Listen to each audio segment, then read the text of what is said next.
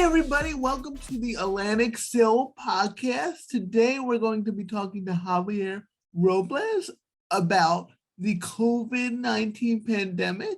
This is a big topic, probably the biggest topic in decades, maybe centuries for people with disabilities. We're just going to learn more about Javier's work and his background. So I'm going to give it to Javier to kick us off. Tell us a little bit about yourself and what you're doing at Rutgers and how you got there. Sure. How are you, Donald? Great seeing you. I'm good. Yeah, so my name is Javier Robles. I am a professor at Rutgers. I'm also the director for the Center for Disability Sports, Health and Wellness in our department. In terms of how I got to Rutgers, I guess that's sort of a weird and detoured sort of route. I actually graduated from Rutgers as an undergrad and went to work for a few different disability nonprofits, including an independent living center, as well as, a place that works with individuals with intellectual disabilities. And then I also went back to work for Rutgers for a little while and eventually decided that I just wanted, more in terms of education. So I applied to law school and was accepted in a few law schools, including Rutgers, but Seton Hall as well. And like many people with disabilities, my decision really wasn't based around the school I wanted to go to. It was really based on logistics of getting to where I needed to be, which is Seton Hall, which is a more expensive school for sure, but also only 2 blocks from the train station, which I'm sure many of your listeners can relate to in terms of our overall situations, which, I'm sure we'll talk more about, as we go on. And then I always call it, sometimes it gets referred to as like the disability tax kind of I refer to it as the disability penalty. And I've been thinking about writing an article, basically calling it a penalty, because people with disabilities get penalized for being disabled every single day or every single hour, just because we have to make decisions that we don't want to make, only so that we can either survive, live independently, or have, more options available to us, similar to I would have loved to have gone to Rutgers Law School because it was half the price. I love going to Seton Hall, don't get me wrong, it was a great law school and I had great supports there. But, the fact that my decision was based on, well, I have to hop on a New Jersey Transit train in New Brunswick, end up in Newark, and in the middle of winter in my power wheelchair, I'm not going to be taking the risk of getting stuck somewhere. So and I just like you, I went to law school. I went to Delaware Law School. Now it's Delaware Law School. It used to be Rutgers University School of Law, but just like you, I had to, you have to factor in, okay, is this not only is this the school I want to go to, but how accessible is it? How are they giving accommodations? And also, I always think about, and I like your word penalty instead of tax, because tax kind of implies that you're at least getting something in return. Like you're paying into something and you're getting some back, whereas penalty, you're not getting something back. I was thinking too of the LSATs, and for those of you who aren't familiar, the LSATs are like the law school entrance exams. They're like the SATs for law school, and like just that whole test is not very disability friendly. There's a lot of the logical games section killed me because there was a lot of real intense, and for those of you that don't know, this kind of in the weeds, but there was a lot of real intense writing, and I don't write. So I had to, translate to my scribe, who I just met that day, logical games. And I would always wonder what my score would have been if there was a test that was more accessible. But these are the things people with disabilities have to deal with all the time. And that brings me kind of to the pandemic, is people without disabilities have their challenges, but it's exacerbated for people with disabilities. So talk about the Disability Action Committee, Javier, and how you came up with that and how you formed that, because it's been a real effective committee, probably one of the most effective committees I've ever sat on. So just tell us about that. Sure. You probably know this, Donald. I really don't take any credit for other people's work. And this is, it might have been something that I pushed for initially, but it's not something that would have been as successful or would have gotten as much done if we wouldn't have had the right people in the room. But yeah, initially I reached out to some people at the governor's office, especially during the early days of COVID, when we saw some of the horrors that were happening, in nursing homes to people with disabilities, and we saw some of the things that were happening to the elderly, and also some of the things that were happening in group homes, as well as some of the stories that I'm sure you and many people heard or read about, where people with disabilities were literally being turned away from hospitals because there wasn't enough ventilators or because there wasn't enough room. These horror stories that, in today's day and age, we thought we were past, but obviously that was the jolt and a wake-up call for a lot of people, hopefully a lot of young people with disabilities who see that we are still, to some extent, not too far from our historical roots, which were, rooted in eugenics and discrimination and those type of issues. So when I reached out to the governor's people, they were obviously busy. There was a lot going on. There was constant meetings. So I was told, well, there's nothing that we're doing at the governor's level to set up any type of committee to work on these issues. And, she made a suggestion. She was like, well, why don't you, start working on something? I was like, okay, if you guys aren't doing anything, then maybe I'll reach out. So, I reached out to a bunch of different people, including the ombudsman's office. And I reached out to NJDDC, the New Jersey Developmental Disabilities Council. I reached out to people I know, but I also took suggestions of people that should be on the committee. Paul recommended some people from the ombudsman's office. Other people recommended other people because, at that point, it's like whoever wants to be on this committee that thinks this is important work at this point, feel free to join us. We didn't really have any restrictions into who could join the group. We were fortunate that we really got a lot of people who at that point weren't just interested in doing something about what was happening in terms of COVID and people with disabilities, but were sincerely worried for the health and safety of themselves. And, in some cases, the parents, the people they love, or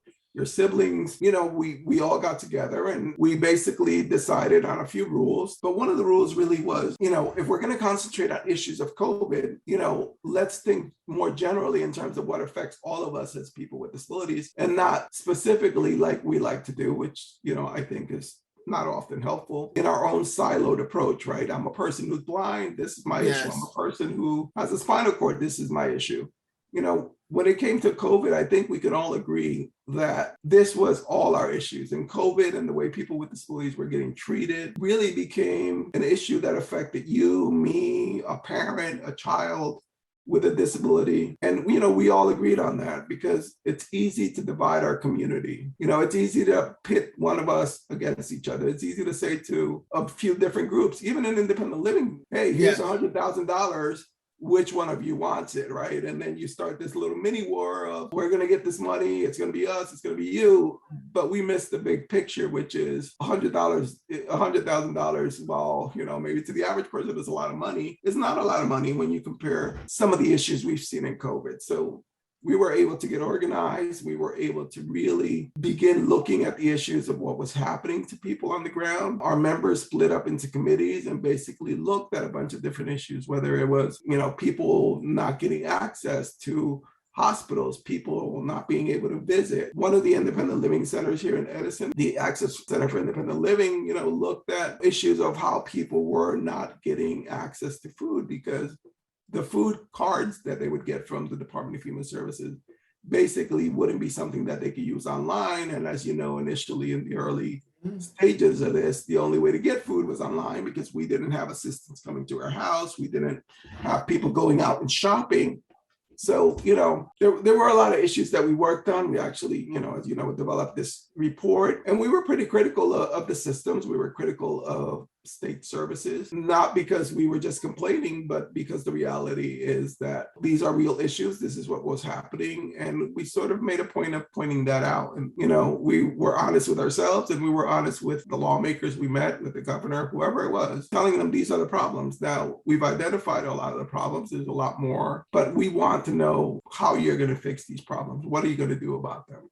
Yeah, and I thought it was really effective, and we'll link to the report in the bio for this podcast, so you guys can find it and see where we started. And now we're really working on just other policy issues because, I think I always get frustrated when people go, what are disability issues? And the answer is everything is a disability issue. The answer is housing, healthcare, guns, police brutality, anything you can think of disproportionately affects people with disabilities, and then disproportionately affects minority and historically underserved groups, even worse if you have a disability. So it's really not, that's why what you're saying is so important about getting out of the siloed approach or getting out of just focusing on a few issues. And the other thing I always tell people is that disability issues will become your issues eventually if you live long enough, somebody you love live long enough. So all the stuff that we are asking for has been stuff that even if you can't get on board with the overwhelming moral case for doing the right thing and advancing disability rights,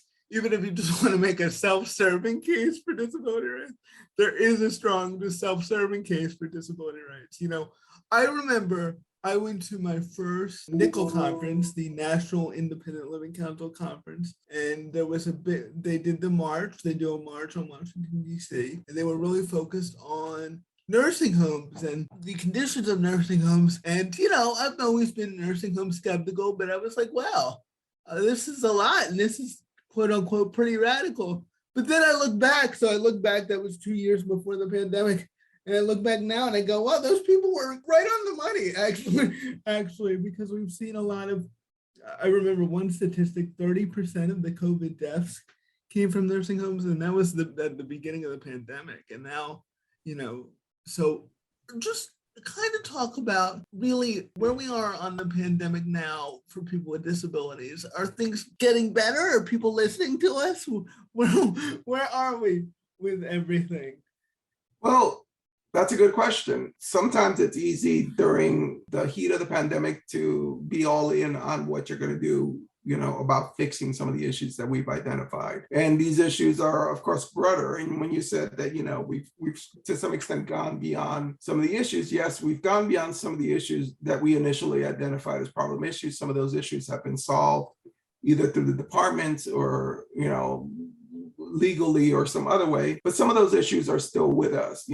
Nursing homes is a huge issue for people with disabilities. Right in New Jersey right now, we're having an issue with Disability Rights New Jersey, who's trying to access, one of these nursing homes and basically has had a heck of a time just trying to get in there, even though they're the federally mandated agency that's supposed to go into these nursing homes and make sure that people are safe. That same nursing home, and the owners of that same nursing home, who've since changed their name, are the same people where we saw, during the height of COVID, having staff members and people with disabilities and the elderly being pulled out of body bags from that place, because even before the pandemic, they were receiving F ratings and D ratings and, low scores by the state of New Jersey and the federal government.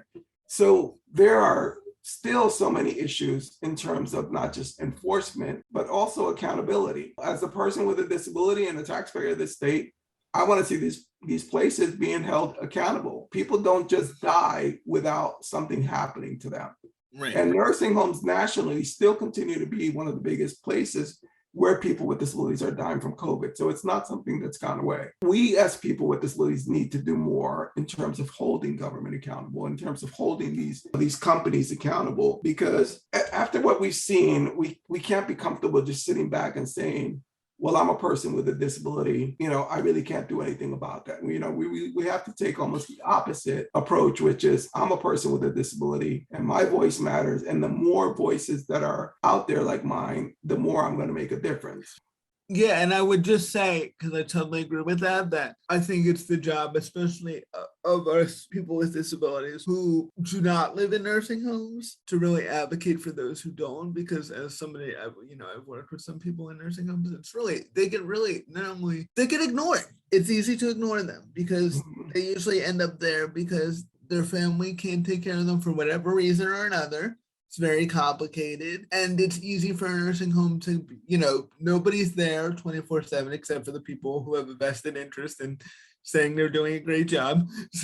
So it is very hard to get to the truth of the matter sometimes. And it's up to, I think, people on the outside to really advocate for those people who are easy to forget about, easy to say, and easy to not think about. But we've learned that those are the people who are most vulnerable to things like the pandemic. And it's one of the things that people on the disability rights movement have been advocating for a long time, is more community options for people with disabilities, so they can live in the community. I'm working with somebody in a nursing home now who would love to be on the community. And of course, the nursing home says it's not safe. Of course, we've heard that over and over again. And I always get a little worried when I hear about quote unquote safety. I think sometimes that's used as a cudgel to keep people with disabilities in a place they don't want to be.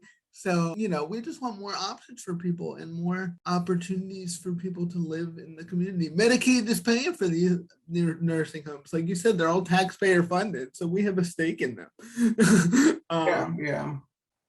So we really have to ask those tough questions. Not to say that every nursing home is doing a bad job, but No, and I'm not saying that, and I don't think that every nursing home is doing a bad job. But I think when we find bad apples where people are dying, where people with disabilities, the elderly, where veterans who served this country are dying, that should be a serious issue that we take seriously as New Jersey citizens, whether you have a disability or not, and say, what we're looking at and what we're seeing is not right. This is not America. This is not a constitutional place where we're okay with this. Making money is one thing, but failing at what you do, with the results being people with disabilities dying or being sent to a hospital, that's not equitable treatment of people with disabilities. Right, that's not it.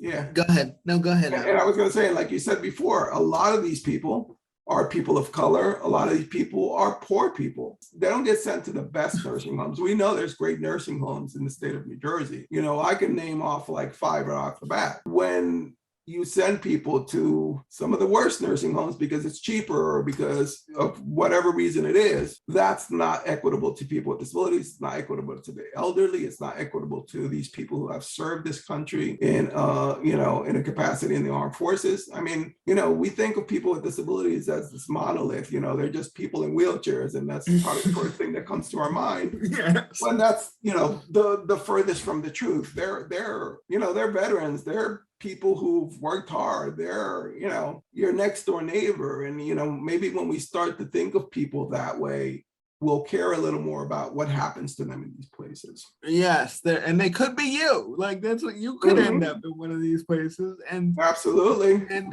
it's a very, and then you're, a third, like I said, that statistic just stuck with me, 30% of the COVID deaths.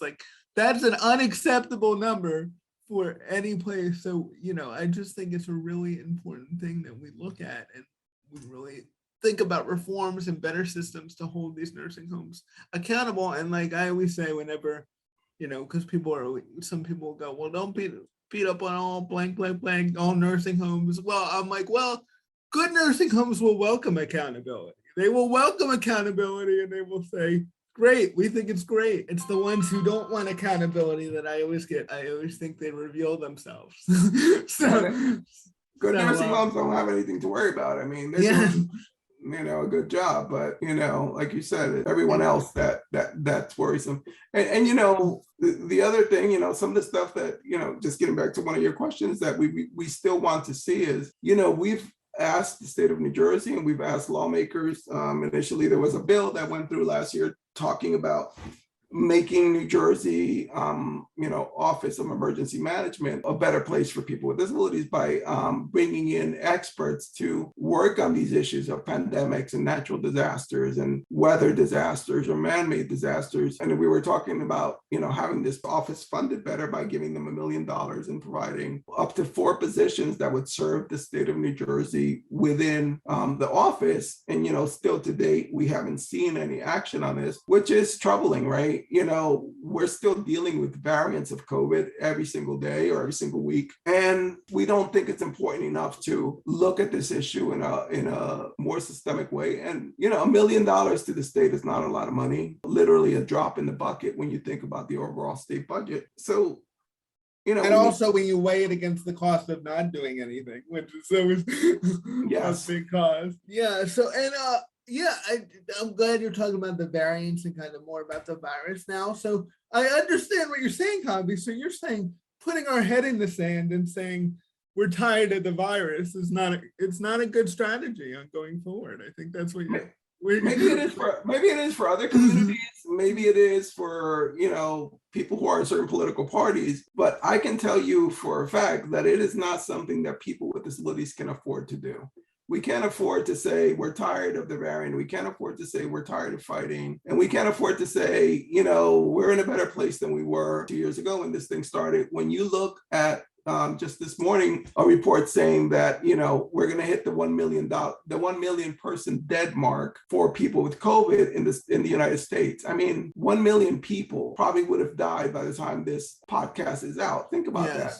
Are we really done with COVID when people are still dying every single day and when the numbers keep rising? Right, I agree. I think I remember when COVID first happened and COVID was first starting and people saying, well, 100,000 deaths would be a lot. And now we're up to 1 million. It's like, it's totally we're kind of numb to it now, which is unfortunate. And go ahead, Javi. We can't afford to be numb. I mean, like I said, maybe other communities can, but we cannot afford to just sit back and say, well, things are going to get better if we don't act on what we're seeing.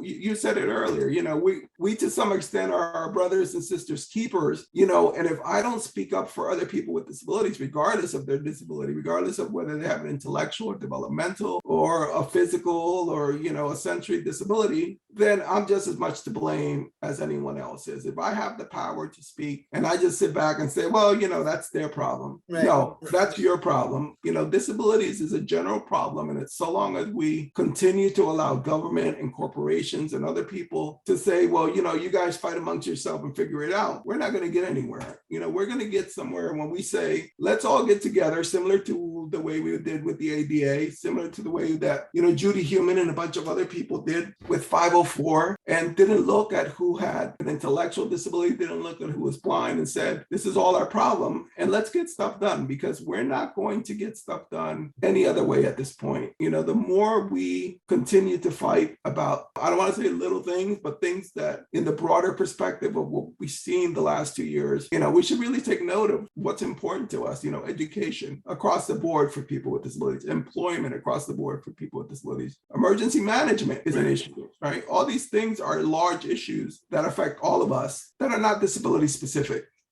I agree. And when I said we, I meant kind of society at large, which I think is unfortunate. I think the disability community is still ringing the alarm bells and still saying, this is something we got to address. Not that, society with the vaccine, it's not 2020 anymore. We have the vaccine, we have some new treatments, but it's still, people are still dying every day, hundreds and hundreds of people, which amounts to, like you said, 1 million deaths overall, which is amazing and staggering when we think about it, all the human deaths. And disproportionately, people with disabilities or people with pre-existing conditions, which is a fancy way of saying people with disabilities. And, I just think that unfortunately, some people have kind of just wanted to move on for the sake of moving on. But so what do you think the disability community should be focused on now at this point in the pandemic? As we see mask mandates going away, as we see kind of like I feel like we're entering a different phase, but still a dangerous phase because we still have new variants out there and people are still dying. So what would be your recommendation of where we should focus our energy? That's a good question because there's so much going on, right? There's masks, there's vaccinations, there's the risk of exposure to people with certain disabilities who are more likely to, be worse off if they were to get COVID, even with vaccinations. So, I think a lot of our efforts still to some extent really has to focus on pushing government to do the right thing. There's no reason why we can't have more accountability from government. There's no reason why we can't have more accountability, even from our own nonprofit, our leaderships in our nonprofits. If you are in an organization, that deals with disabilities, whatever the disability is, and you see that your leadership within that nonprofit is really not doing anything about what's obviously happening in in New Jersey and across the nation, then you should ask, hey, what are we doing about these things? Don't feel that just because you're a member of an organization or that you're in a lower rank of an organization that your voice doesn't matter. Everybody's voice matters. And people with disabilities need to realize that they have power. The one thing I would suggest to everybody with a disability, that is, if you're not registered to vote and you're not voting, that you go out and you register to vote. I know all the independent living centers have a push for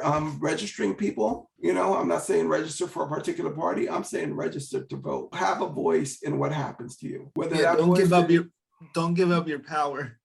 Yeah, because it's easy to say, well, voting doesn't matter. But what we have seen is that voting does matter, that some elections across the nation have literally been won by a few votes. So when you look at those elections and you say voting doesn't matter, you're obviously not really thinking realistically. Voting matters a lot, and you have the power to make your voice known. Some elections, your guys or lady is not going to get in some elections they are. And that's just politics. But regardless, you were out there, you were voting. Don't be intimidated. You don't give up your power, and you got to play, because if you're not voting, then they don't have to pay attention to you. So make these politicians pay attention to you. And if you give up your power and say, I get it, I understand politics, you can be very cynical about it for good reason. Oh, they're all corrupt. Oh, it's all nonsense. And the only way to change it and to make positive things happen, and I will say positive things do happen. Positive things, we do win sometimes, and we win by getting involved, not by throwing our hands up and saying there's nothing that can be done, and all corrupt.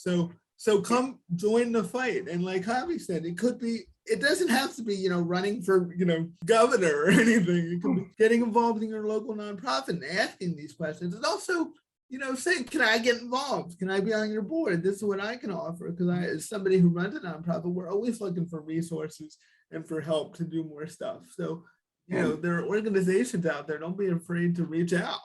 Yeah, and I was going to say, one of the things that I've been thinking about and really trying to figure out is we should, as a community generally, push more people with disabilities to get involved in politics, to run for office, to run for school boards, to run for, council, to run for Senate and Assembly seats. We don't have, that kind of presence. We do have a disability caucus, which Mercedes Witowski has done an amazing job with. But, look around our state. How many people can you identify, assuming they don't have a hidden disability, can you identify and say, hey, this lawmaker or this council person or this person has a disability? Not many. So we should be encouraging and getting people, especially young people with disabilities, to run for office, because if we're not at the table, our voice is not heard.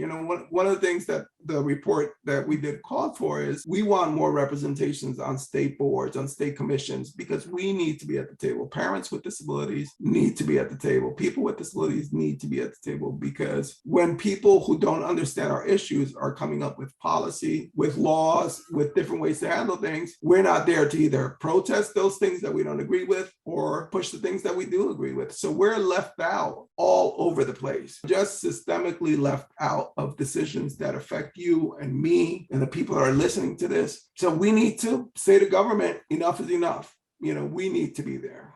Right. And that hurts people without disabilities too, because when the state or when government is not incorporating people with all disabilities, all type of experience in their policymaking, in their emergency response process, they have gaps just because people don't have those experiences. You talked about Alliance, what they were doing with the food issues online. People with disabilities, if they were at the table, they would have pointed that out very quickly. Nursing homes, like I said, I was at a rally 2 years ago with people worried about nursing homes. There were people with disabilities talking about this stuff. It wasn't a new issue. It was new to people who had blind spots on about it. Working from home and employment options. People with disabilities have been asking for that for, since the beginning of time. Yep. So, and it was so radical right until people without disabilities needed to do it. Then it became, well, what do you expect? So, But if we were incorporated more from the beginning, we would have been able to have a more effective COVID response. And that's where I think, society falls short by not using all of its members. It's not living up to its full potential. Yeah. Some other issues that we should be looking at, I know we've talked about in the committee, one of them is around access to personal care assistance, the direct support providers, you know, and people that generally are the people that keep individuals with disabilities in the community. You know, we talk about independent living and staying out of nursing homes, but we need to make sure that programs appropriately and equitably fund people who do these jobs, right? And one of the issues that we've been talking about is making sure that people who provide personal care assistance, PCAs, or people that work in the PASP program or other programs are paid appropriately, right? New Jersey is one of the most expensive states to live in, yet we continue to pay people what is relatively barely a living wage. And guess what? We're competing with Amazon, with UPS, with FedEx, all these places that pay way better. So if you're a person who has an option between working with someone with a disability and making sure that they stay in their home, that they go to school, that they are employed, or, you know, going and putting some boxes in another box and delivering them, you know, Right. you're going to make that choice. But government really needs to look at these issues of wages, and not to mention the fact that most of the people that work these jobs are women and women of color for the most part. And the other thing is that they're technically poor. A lot of people who work these jobs also still are getting government assistance because they don't make enough money, you know, to meet their daily expenses. So we really have to relook at the way that personal care services are handled in the state of New Jersey, how much we pay people, and whether we as a state and a nation, because this is a national problem, are really, you know, serious about making sure independent living is an actual thing as opposed to just a myth. Yeah, and it's all connected, right? Because if you don't pay adequate wages, then there are less personal care attendants for people, then they have less community options, then they end up in places like nursing homes. So Exactly. it's Or all group connected. homes. Yep, exactly. It's all It's all connected. it's all connected. So I also wanted to talk about kind of the vaccine, because sometimes there's this attitude like, you know, why should I care if somebody else gets vaccinated, or what's the big deal? But I'm just touching on personal care attendants. You know, this is why it's important too, because even if one of them gets sick, that disproportionately affects people with disabilities who are more vulnerable. So I just wanted to speak about, I think it's important, you know, I'm a big individual freedom person. I am at my core, but you do have a responsibility to your community, like you were saying. I'm your brother's keeper, to see how to be a responsible person and to do the right thing and get vaccinated if you can, because just saying it doesn't affect you, you got the vaccine, don't worry about it, I don't think is accurate. And I wanted to know your feelings about that. Sure.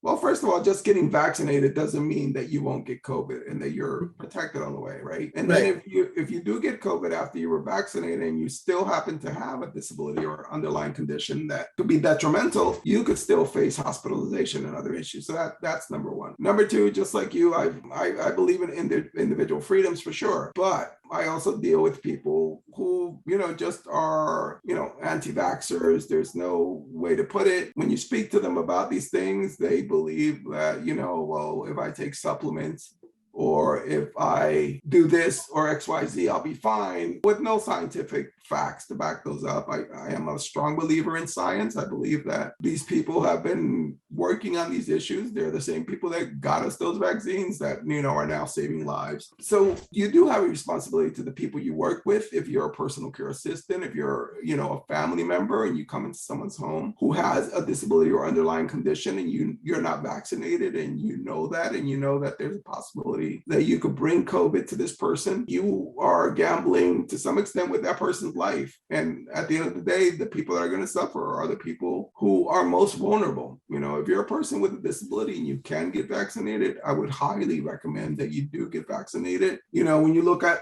vaccination statistically, they're the best way to keep you alive. Now, this is just my personal opinion. I'm not a doctor, but, you know, Dr. Fauci, the Department of Health has said so, you know, and, you know, you need to take care of yourself. Yes, yeah. And of course, you know, not both of us are doctors, so speak to your doctor. And there are people with immunosuppression who, you know, why it's so important to get vaccinated, because the vaccine isn't as effective for them as it will be for everybody else. But I just think it's so important. I mean, even if you're just an anti-vax person and you get sick and end up in the hospital, of course I want you to get care, because I still care about you as a human being, even if I disagree with your choice. But you're taking away a resource that could be used for somebody with a vulnerable condition. So, this was big, especially during the Omicron wave. These hospitals would get flooded and people would have to put off surgeries that they need to have or not get the care that they needed because people made, I think, an irresponsible choice. And just like you wouldn't speed, down a highway, just like you wouldn't get in your car and get drunk and you would look down on somebody like that. You should really look at not getting vaccinated if you can the same way. And I really believe that, you have just like I'm a believer in individual responsibility, individual liberty, I'm also a big believer in personal responsibility. So I think you need to take responsibility for yourself and the people around you and do the right thing if you're still on the fence about it. And I just think it's very, a very important thing. And I'm kind of unapologetic about it. So direct your hate mail this way if you well, and I was going to say that there are issues, of course, where people with disabilities, it's more difficult for them to get vaccinated. Just someone with an intellectual disability that might be on the spectrum might not like you to poke a needle in their arm. And especially if they're an adult and are big, you're going to have to figure out as a system how you handle that issue. I know we've had a few people in our committee who had issues like that. So, again, a lot of this stuff goes back to the state thinking these things through. And the best way to do that is to involve people with disabilities from the outset, not after everything's done, whether it's vaccinations or anything else. We have a lot of issues that we're still dealing with. And we need people to basically step up and say, okay, what do you need us to do about these things? Because you're the expert. Right. What are just admit it. What are our blind spots? What are we not seeing? What are we missing? I always think about, even as a person with disability, I have a physical disability. So what are my blind spots? What am I not seeing? Because I'm not deaf. I'm not visually impaired. I'm not on the spectrum. So what am I, people have different experiences. So I always welcome people to tell me, no, pay attention to this. So go ahead. I was going to say, it's one of the things that I tell my students, right, in my classes. It's basically, I bring in people with different disabilities to class because as a person with a disability, I can tell you what it's like to have a spinal cord injury. I can tell you what it's like to live with a spinal cord injury and my experiences, but I can't tell you what it's like to be blind. I can't tell you, what it's like to be a person who's deaf. I don't have those lived experiences. So I wouldn't want to speak to someone in that capacity. So the same thing, we should expect of government. You should reach out again to these experts in their community, whether they're parents or people with disabilities or whatever, and ask them, what should we be doing? That's a great point. I want to just highlight the importance of also people with disabilities being prepared for emergencies. We had Kelly Boyd on the podcast, and she talked about the importance of emergency preparedness, because I want people with disabilities to realize that they can't, this pandemic should teach you a lot about, you just can't rely on the government to look out for your needs. Unfortunately, we got to fight and make changes, but you also gotta do what you can to be prepared for things like this. So that's why, like you said, voting, registering for things like Register Ready, and just really taking an inventory of yourself, thinking of the caretakers you have, the medications you need to survive if something were to happen. Because we've learned that when the disaster does strike, people with disabilities often get left behind. So I want to just get your thoughts on that, on the importance. I know you started a Facebook group. I think it was you who started the People with Disabilities Helping Each Other Survive COVID. Yeah, which I always like the blunt title of it. Like, I'm like, I like this. I think that was before you called me. I think I saw that group first, and right away I'm like, I like these people. Just saying. Just talk about that, the importance of us as people with disabilities looking out for ourselves and looking out for our community and coming together like we have. During the pandemic. Yeah. Well, a few things.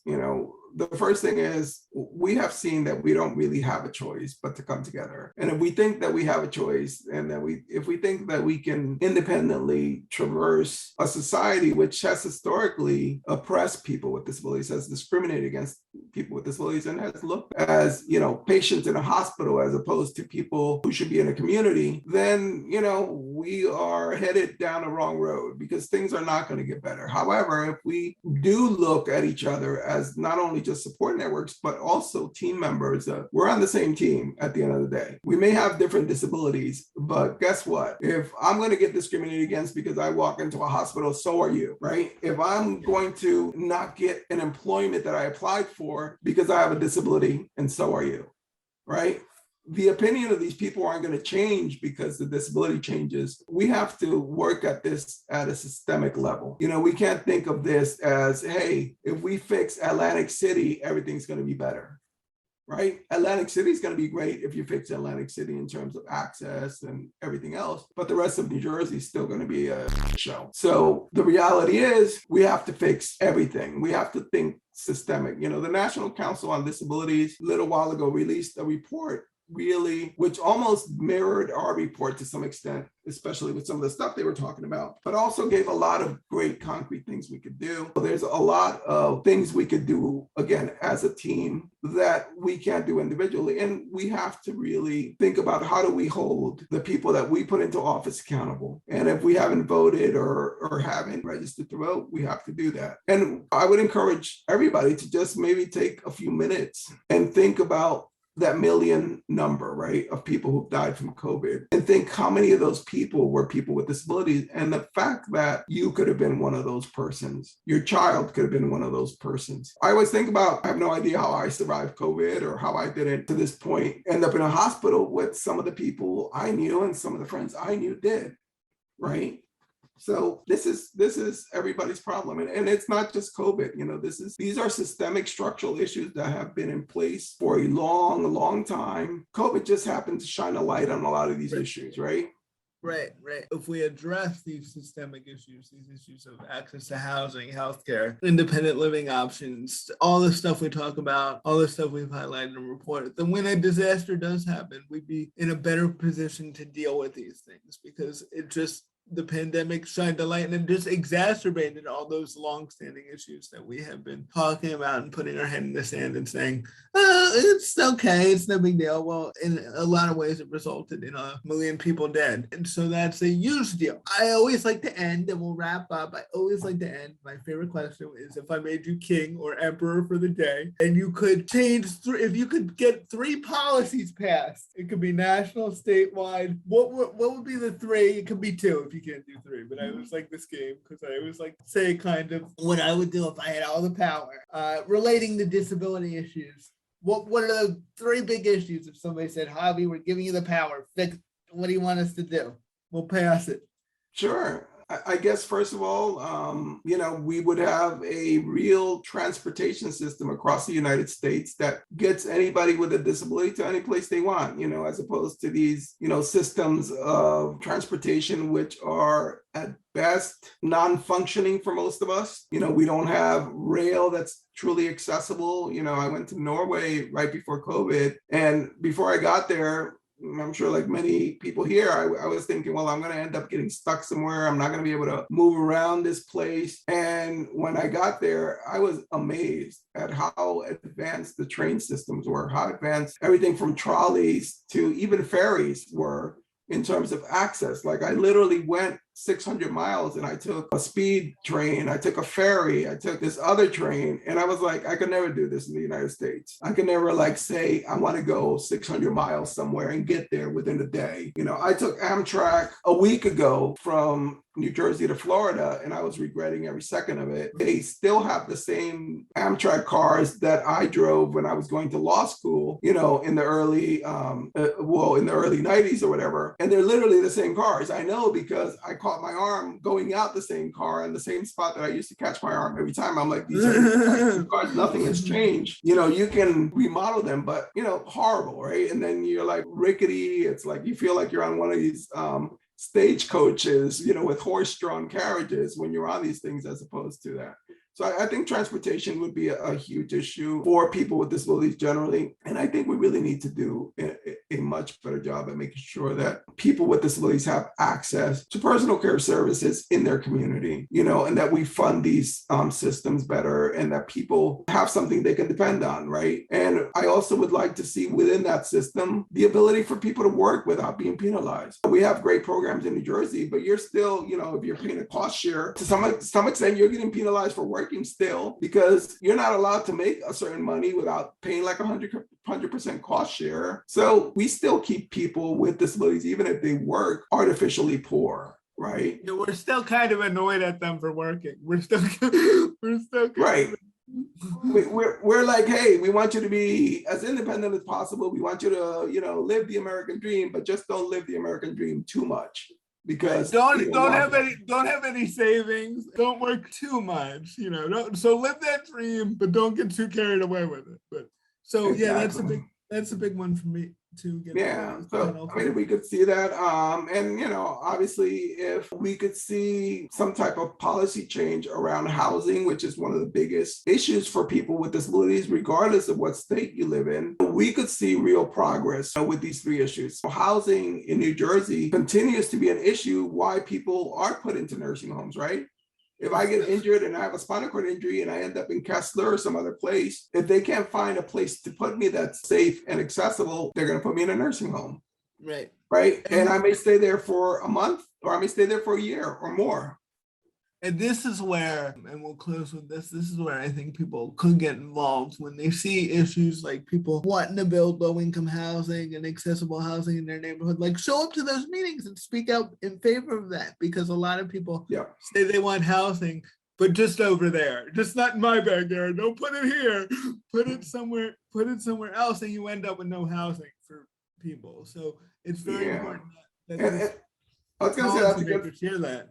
Yeah, I was going to say that's a good point, right? Because when we think about low-income housing, we're thinking, oh, that's just for poor people. But remember, when they put low-income housing in your community, a section of that low-income housing has to be accessible, right? So you're automatically building access into this low-income housing that people could access and not have to end up going into a nursing home or some other place. So, right, and I've read, because I get a little obsessed with housing because it's a big issue, and I always want the solutions. And the more housing you have in general, the better it is for people, because they have more options and lowers the price. Generally, it's basic economics, supply and demand. You have more of a supply, drives down the cost. So I think it's really important that people with disabilities sometimes think about that. Like, oh, they're building a low-income housing in the neighborhood I don't live in, but I'm close to, so why does it matter to me? No, they need to hear your voice. Because I'm telling you, NIMBYs they're called, not in my backyard. They're very powerful, and they show up to these meetings, and then you end up with the situation we're in. And that's when it goes back to Javi's thing. We got to let our voice be heard, because they're letting their voice be heard.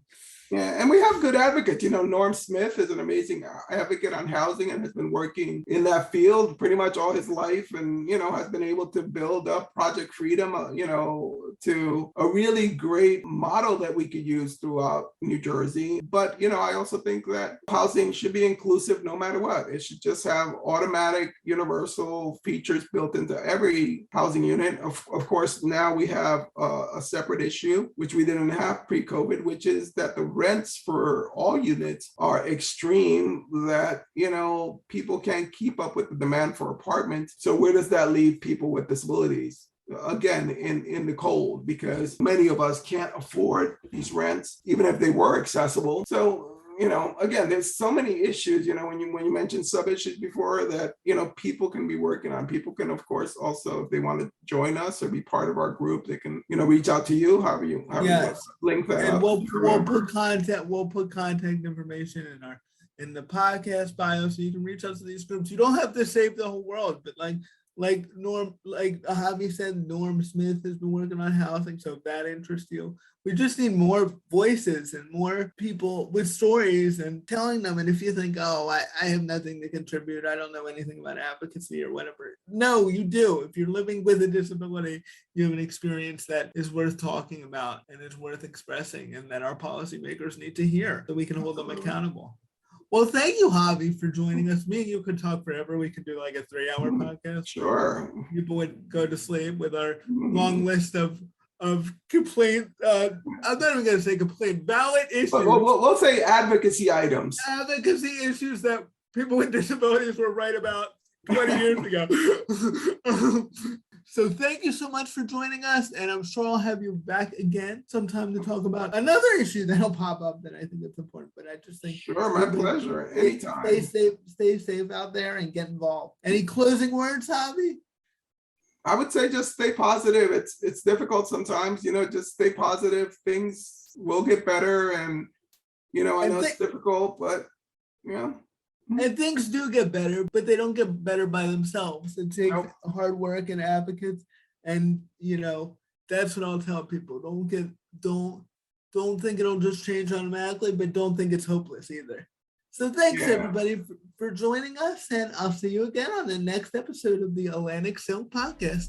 Bye, Javi. Bye, Donald. Thanks.